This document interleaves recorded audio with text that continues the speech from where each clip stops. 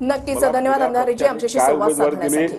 जनता ही जेव्हा आम्ही फॉर्म भरतो तेव्हा त्या ठिकाणी आम्ही सर्व गुन्हे आणि प्रॉपर्टी वगैरे शो करतो, तेव्हा जनता याच्यामध्ये निर्णय घेतं कुणाला मत द्यायचं काय द्यायचं। इलेक्शन कमिशननी म्हणून तर त्या ठिकाणी ही प्रोव्हिजन केली आहे की कुठलाही गुन्हा असेल कोणावर तो दाखवा लागतो, म्हणजे रजिस्टर केलेला गुन्हा। मला असं वाटतं की त्याच्यावर लोकांनी मतदान करायचा निर्णय घ्यावा लागतो।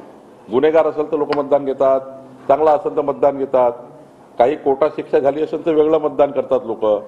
त्यामुळे लोकांना याच्यावर लोकांना सोपवावं, जनतेला सोपवावं, मतदारावर सोपवावं असं वाटतं।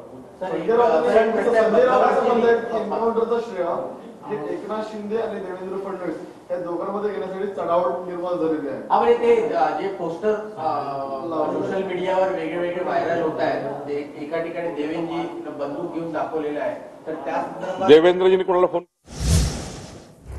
तर नुकसानच्या खटल्यामध्ये संजय राऊतांना दोषी ठरवण्यात आले आणि